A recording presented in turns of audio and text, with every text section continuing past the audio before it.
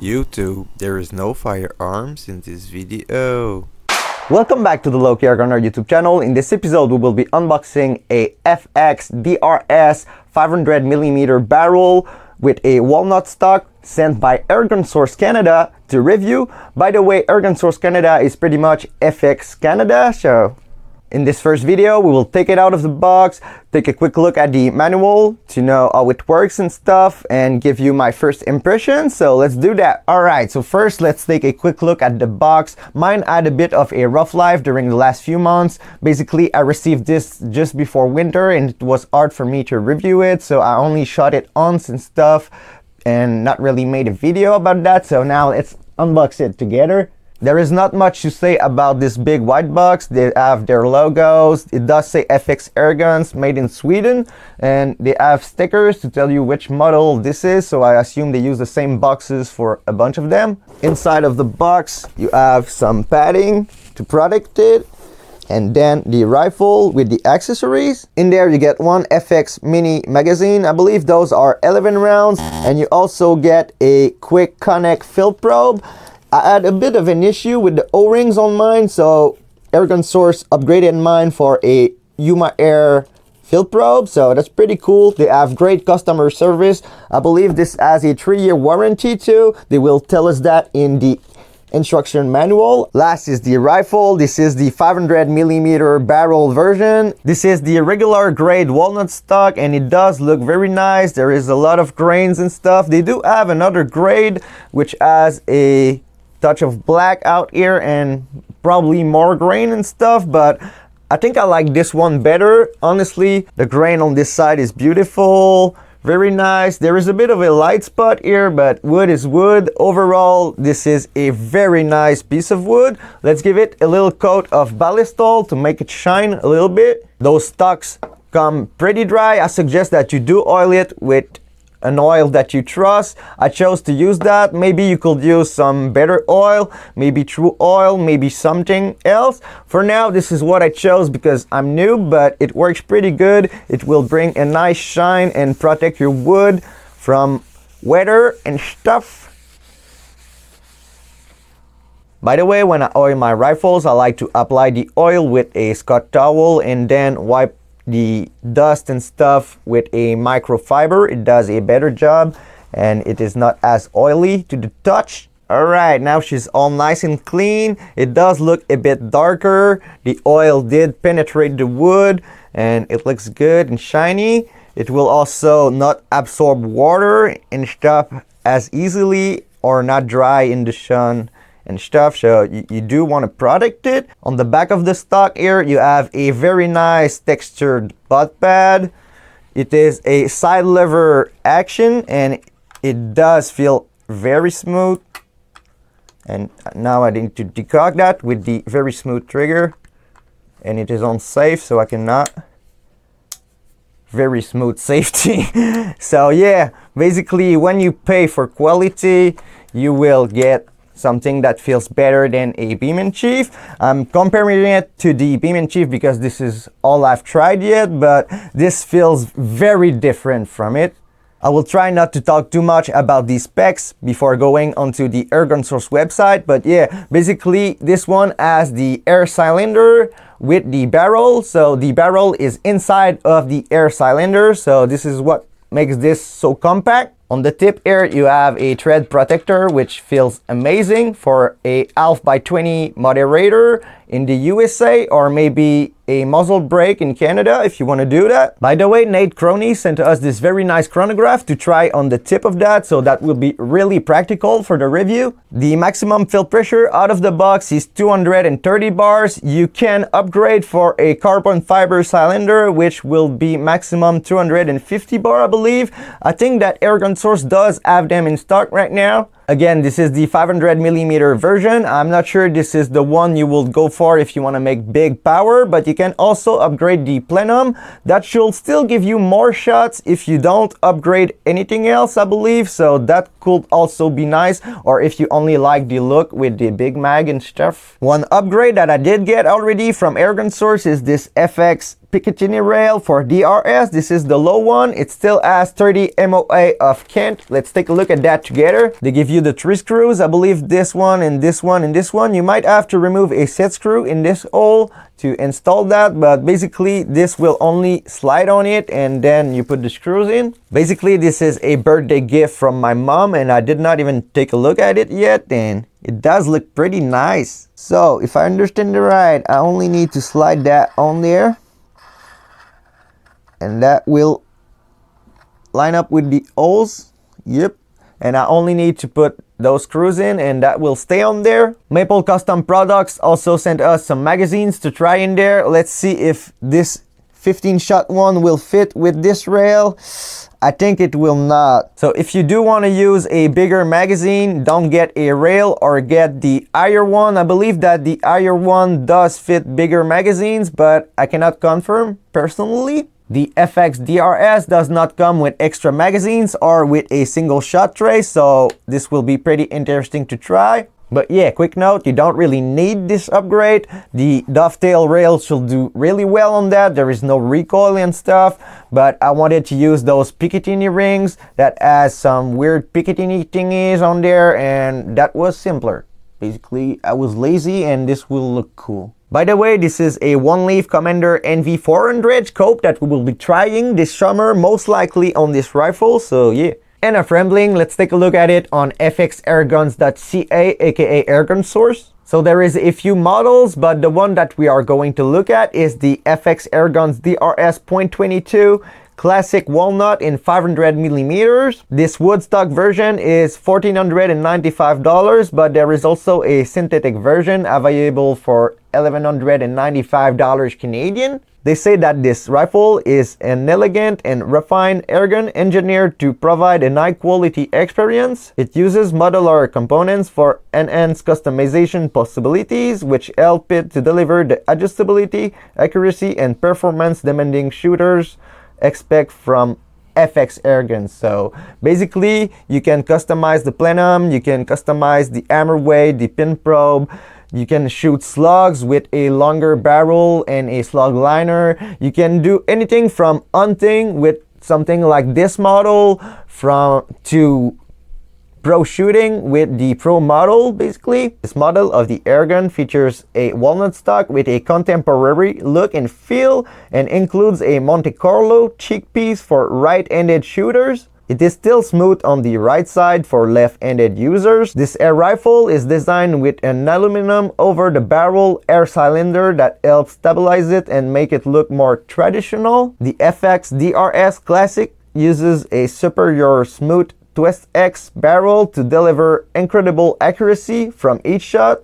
To enable remarkable consistency, this air rifle uses a AMP MK2 regulator that is externally adjustable. In addition, a 2-stage adjustable trigger that can be set for blade height and rotation, pull weight, and travel distance, and it does feel really nice. Now for the specs, this is a .22 caliber. They claim 915 FPS. I'm not sure of which pellets this is, maybe something like 18 grains. It has a side cocking lever action with a 208cc for the 500mm aluminum over the barrel air cylinder. They mention a modular plenum system. I believe this only means that you can upgrade it for the power plenum, but the one that comes in it is a 11cc HP plenum, .22, 500mm or 600mm. So basically most 600mm will also have this smaller plenum in them. The maximum fill pressure with the aluminum tank out of the box is 230 bar. This should be around 3,335 psi. If you do upgrade it to the carbon fiber tank, you will be able to fill it to 250. They claim up to 60 shots per fill in .22. I assume that's about the out-of-the-box tune. You get 14 shots per magazines in .22. I thought it was 11. I might have to edit that out.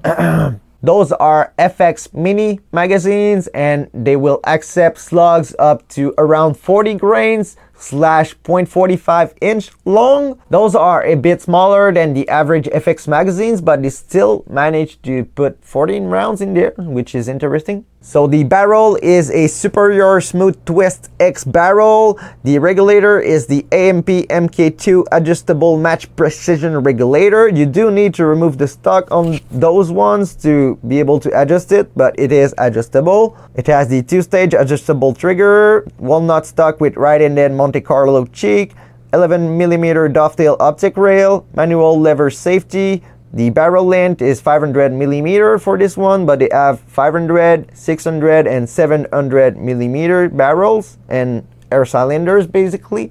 The overall length is 36.5 inches. The weight is 5.2 pounds. The box includes the rifle, 1 magazine, the owner manual, and the field probe. One thing that they do not mention into the spec is this sling stud. The weird thing is that there's no sling stud on the front, so you might have to do that yourself if you do want to use a sling, which is a bit weird because this is a perfect hunting setup out of the box and stuff. So other than that, the rifle really does feel amazing. The weight is really nice, the balance is really nice, the lever is really nice, and the safety is really nice. So it does feel really high quality. Not to forget, the trigger is also very nice. Before ending this video with way too much rambling, let's take a look at the owner's manual. On the first page, you get a quick overview of your rifle with the basic parts and stuff, and a really nice picture of it with a synthetic stock. Then they tell you what they are going over in the manual, and they give you some warnings. They do tell you not to fire it below regulator pressure, so they also tell you how to use the safety, which is pretty straightforward. It does mention safe or fire on there. So after that, they go over cocking it. So we will do ASMR instead of talking. Very nice. So this is what you will do if you want to fire it. I don't want to fire it. So they also go over decocking it. It is currently on fire. I'm holding the lever back, pressing the trigger and holding the lever. Now to fill it up, you will use the supplied field probe. I suggest that you do put a bit of silicone oil onto the seals to help them slide it in, but you basically put that in there and push on it. Try to be straight and not rip your O-rings out, and go slow, but yeah, it will pop in there, and once it is all the way in, it should make some sort of click. You will feel it, and then you can plug your quick disconnect on there. By the way, they do give you 1 or 2 extra O-rings for the field probe out of the box. You should be able to fill this rifle with a pump, but I do recommend a compressor. Airgun Source did send me a GTS Comp 1 to play with and to review, but basically this is the quick disconnect, and you put that on there. Pretty simple. By the way, you do want to watch both the air source and the rifle gauge while filling. This one is 230 bar. It does seem to be a little bit over right now. Maybe that's because it was filled when it was a bit colder, and now it is warming up, so the air is rising, the pressure. So I might want to fire a shot or two to remove a bit of pressure. Quick note, if your rifle is completely empty, you might want to cock it to remove the hammer spring tension from the valve stem and let you fill it without the air leaking out of the barrel. They also mentioned to use only dry air, not any kind of weird gases or some moist air. So try to get a filter or something for your compressor. Try to keep that from rusting and having issues. Next, they talk about the magazines. This is how it goes in there basically, and to open it, you will turn that 2 times. You can then remove the cover. Now to load it, you don't really have anything to grab on, but you will have to crank it all the way back, and the spring is pretty stiff if you ask me. Once you did push it all the way back, basically you will insert a pellet in the first hole, and then you won't have to hold it anymore. But I kind of don't want to hold it anymore because that's bad on the fingers. The spring might be a little bit too stiff in those. We will see how they perform. Yet they seem to shoot pretty good, but if that does not work out, we still have the Maple Custom product ones to try out. Then to close it off, simply don't drop the pellets on the ground, put the cover back on and twist that again 2 times and it is locked. Inserting the magazine is also pretty straightforward. You might want to put a little bit of silicone oil on the O-rings on top here, just so they don't get torn while you slide them in. But yeah, you simply cock the lever, put that on safe to begin with. You cock it, you slide the magazine this way, and that's about it. You do not want to cock it twice and do stuff like that, because you will double feed it and that's not good. It could damage the seal that's in there. It could cause all kind of issues, so don't do that. So if you do cock it again and you notice that it was already cocked, remove the magazine and then fire this pellet, and then you can put your magazine back in. Now for the hammer spring adjustments, they do mention that this rifle should be tuned to perform the best out of the box, but you can adjust both the hammer and regulator. The hammer will be the big screw on the back here. You cannot see it if you don't remove the stock, but you can adjust both the regulator and the hammer if you do so. One thing to be careful about when you play with hammer tension is that it can affect your trigger. So if you crank the hammer too much, it can make your trigger too light and it will go off if you don't increase the trigger weight stuff, okay? Sear engagement. Also, they give you some quick notes out here. The rifle needs to be uncocked for you to adjust the hammer tension, and the hammer tension needs to match the regulator pressure. So if you put too much hammer and not enough pressure, that will just smack your valve really hard, make too much air go out, and you won't get any benefit from it. So tune that right. On this page, they give you some kind of notepad if you alter your settings for you to remember what it was out of the box or when it was performing better. I do suggest that you take notes, because if you don't remember how to put it how it was and it was better at the beginning, you're kinda lost. I really like the sentence that they did use here. Higher power does not mean better accuracy, okay? On the bottom here, they tell you why you might want to alter the power. Basically, it is to get more or less penetration, get more power to shoot at a further distance, get less power to shoot at a shorter distance, stuff like that. It can also be used to fine-tune for different pellets. If you want to use a 18 grain or a 15.9 grain and you want to get the best speeds with this barrel to get the best results you can get, that can be done too. It should be pretty good out of the box from what I've seen. We will try that together. On the next page, they talk about how to adjust the AMP regulator. Basically, the screw to adjust it will be on the left ear of the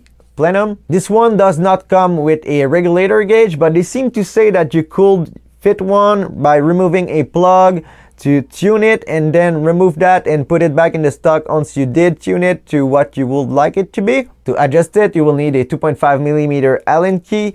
Basically, to increase the pressure, you will turn counterclockwise, do about a quarter turn at a time. Try to test it out in between adjustments just to see. That will help it settle and stuff. They don't really mention to fire it in between adjustments if you increase the pressure, because it is only filling the regulator more. But if you do decrease, you will need to fire it in between shots and only do small adjustments at a time, or that might cause a big pressure difference. That's not really good. If I remember right, the regulator out of the box should be right around 110 bars or so, but they mentioned not to adjust it above 180 bars and also not to shoot the gun under the regulator pressure a bunch. That will not be good. On the next page, they talk about the trigger. You can adjust the trigger blade position for comfort and stuff. I believe that if you do change stocks, you might have to move that a bit. I believe that the Pro stock fits different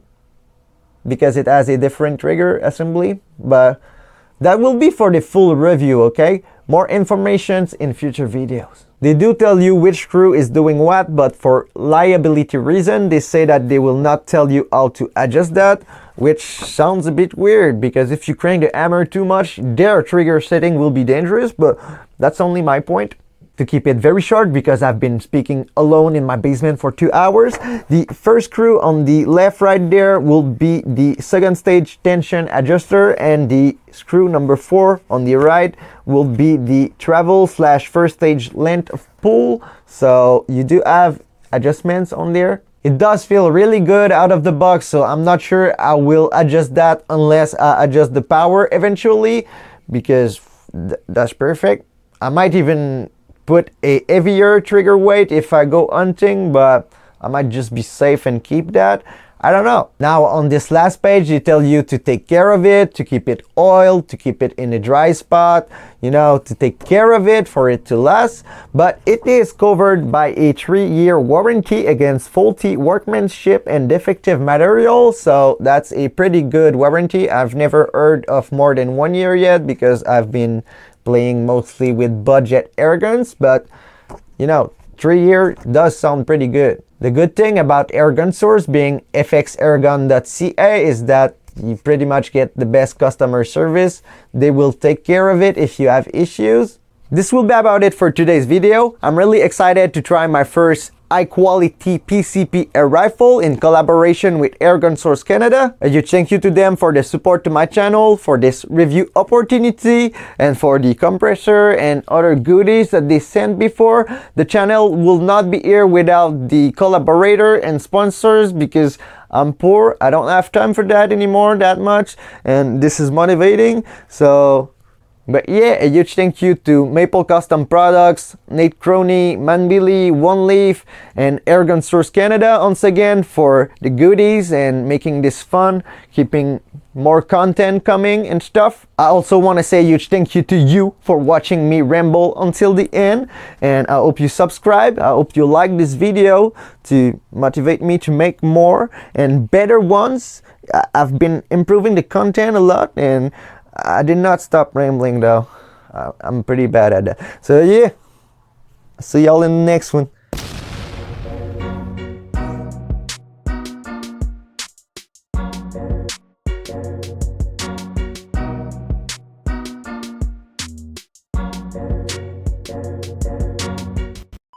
Leacock number 2070.